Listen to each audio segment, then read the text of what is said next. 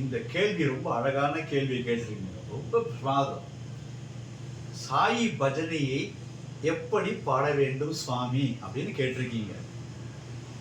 ரொம்ப அழகான இது, எல்லாருக்கும் தெரியணும். இது ஒர்க் ஷாப் ஆன் பஜன் அப்படின்ட்டு சுவாமி ஒயிட்ஃபீல்டில் நடத்தினார் பஜன் சிங்கர்ஸுக்கு. அது அந்த கேசட் எனக்கு கிடைச்சது, நான் அப்படியே உங்களுக்கு நான் பகிர்ந்துக்கிறேன்.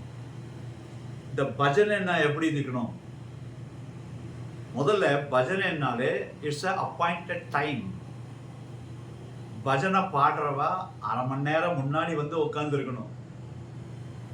எல்லாம் ரெடியானவுடனே அதை ஓங்காரம் 3 தடவை சொல்லி ஆரம்பிப்பா. அது பேசும்போது என்னன்னா, அந்த பஜனை பாடும்போது எப்படின்னா குதூகலத்தோட பாடணும். பிகாஸ் அவ்வளோ என்ஜாய் பண்ணி பாடணும். சுவாமி புட்டபர்த்தியில் தரிசனம் கொடுக்கும்போது பசங்கிட்ட, ஸ்டூடெண்ட்ஸ் கிட்ட கேள்வி கேட்பார்.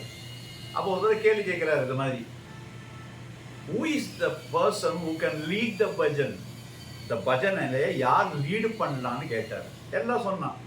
குரல் நன்னா இருக்கணும், பாட்டு தெரிஞ்சிருக்கணும், அதாவது லிரிக்ஸ் தெரிஞ்சிருக்கணும், நேச்சுரல் தானே, ராகம் தாளம் பல்லவி எல்லாம் பர்ஃபெக்டாக இருக்கணும், கூட எல்லாம் அக்காம்ப்ளிஷ்மெண்ட்டோட மிருதங்கமோ எதுவோ எல்லாம் இருக்கணும்.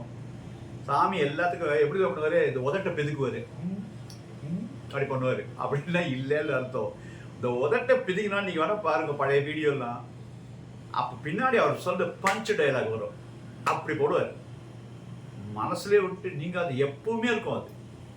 அதில் சொல்கிறார், பஜனையில் பாடுறது ஏன் பாடணும், எப்படி பாடணும் அப்படின்னா, who can lead, யார் பஜனையை லீட் பண்ணலாம் அப்படின்னா, குரல் வளம்லாம் அப்புறம்தான், லிரிக்ஸ் கூட அப்புறம்தான்.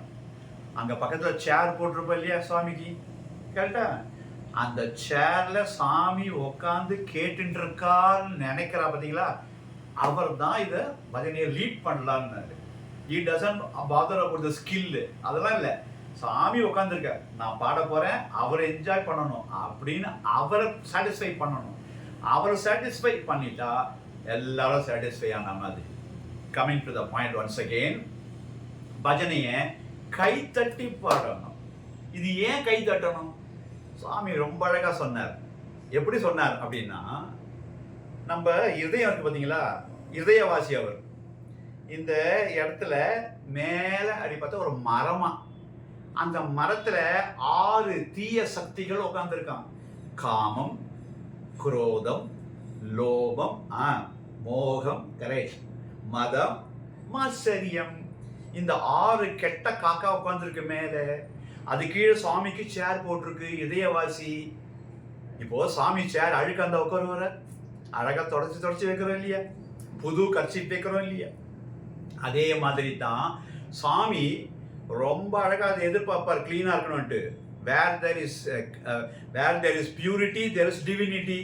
அப்போ என்ன பண்ண வர சாமி சொல்றார், இப்போது புட்டபர்த்தியில் கூட பஜனை வரும்போது நீங்கள் பார்க்கலாம், அதுக்குன்னு ஒரு சேவாதனம், இந்த டோ இருக்கு இல்லையா, புறா, அது எங்கேயாவது ஷிட் அடிச்சிடணும்னு சொல்லிட்டு அதை ஓட்டுறதுக்குன்னு ஒருத்தர் இருப்பா.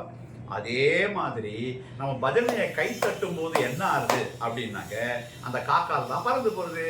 இப்போ போலோ நாராயணா ஜெய் ஜெய் விட்டலா போல் இல்லையா, அப்படி கை தட்டும் போது, கை தட்டுனா காக்கெல்லாம் பறந்து போயிடும். இந்த காக்காலாம் பறந்து போச்சுன்னா இதயவாசிக்கு சேர் போட்டிருக்கு இல்லையா, அந்த சேர்ல அசிங்கமே ஆகாது, பியூரா இருக்கும். நம்ம சாமி உட்காந்துருவார். நல்லா கவனிங்க, இந்த கை தட்டி காக்கா, கெட்ட காக்கா, இந்த 4 சொன்னேன், காம, குரோத, லோப, மோக, மதம், ஆச்சரியம் அத்தனையும் பறந்து போன பிறகு இந்த இடம் பியூர் ஆயிடும். இதயம் பியூர் ஆச்சுன்னாக்க நீங்க கடவுள்கிட்ட போக வேண்டாம், சுவாமி உட்காருவார். ஏன்? where there is purity there is divinity. plus நான் அக்குப்ரெஷர் டாக்டர் ஆல்சோ. இந்த கை தட்டினா வச்சுக்கோங்களேன், யாருக்காவது உடம்பு சரியில்லைன்னு வச்சுக்கோங்களேன், நீங்கள் பஜனையில் உட்கார வச்சு கை தட்ட வச்சிங்கன்னா நன்னாயிடுவோம். சேலஞ்சு. ஏன்னா கை தட்டும்போது உள்ள இருக்கிற மெயின் உறுப்பு இல்லையா, ராஜ உறுப்புன்னு சொல்லுவார், king of all the organs, அதெல்லாம் ஆக்டிவேட் ஆகிடும், பளிச்சுன்னு ஆகிடும். அது உள்ளே எங்கேயாவது ஏதாவது மைனஸ் பாயிண்ட் இருந்தால் கூட அதெல்லாம் போயிடுமா. அதெல்லாம் பஜனை பாடும்போது கை தட்டி பாட வேண்டும் அப்படின்னு. அடுத்தது, இந்த பஜனையில் ஃபர்ஸ்ட் எடுத்த உடனே ஸ்லோவாக பாடக்கூடாது. ஓ பாபா சாயி பாபா. நல்ல பாட்டு தான், அது தனியாக உட்காந்து பாடிக்கலாம். காங்கிரிகேஷன்ல எல்லாரும் உட்கார்ந்து இருக்கும்போது உற்சாகத்தோட பாடணும். ஜெய கணேச ஜெய கணேச ஜெய கணேச பாகிமாம், ஸ்ரீ கணேச ஸ்ரீ கணேச ஸ்ரீ கணேச ரட்சமாம். கை சிக்கு சிக்கு சிக்கு சிக்கு. இந்த ராஜதானி எக்ஸ்பிரஸ் போகும்போது பாட தெரியும். அப்போ அந்த எப்படி போகும், சக்கரம் சிக்கு சிக்கு சிக்கு சிக்கு சிக்கு போகும் இல்லையா, அதே மாதிரி ஜிகு ஜிகு ஜிகு அந்த டெம்போ சூப்பராக போகணும். அதுலேயும் பஜனையில் எப்படின்னா, ஃபர்ஸ்ட் எப்பயுமே பஜனையில் சாமி ஒருத்தர் சொன்னார், தயவுசெய்து சிம்பிள் பஜனையாக பாடுங்கன்னு. காம்ப்ளிகேட்டட் பஜனை இருக்குன்னு அர்த்தம். நம்ம பாடிக்கிறோம் சில பேர். சாமி சொல்ற, நீ பாடுற பாட்டை எல்லாரும் கேட்டு திருப்பி பாடணும். கிருஷ்ணா ராமா கோவிந்தா, எவ்வளோ நல்லா இருக்கு. இப்போ சில பேர் சங்கீதம் கற்றுப்பான், பெரிய பெரிய பாடகியானு சொல்லிட்டு கர்நாடிக் மியூசிக்லாம் கற்றுண்டு அவள் பஜனையில் உட்காந்து ஒரு ப்ராப்ளம் இருக்கு.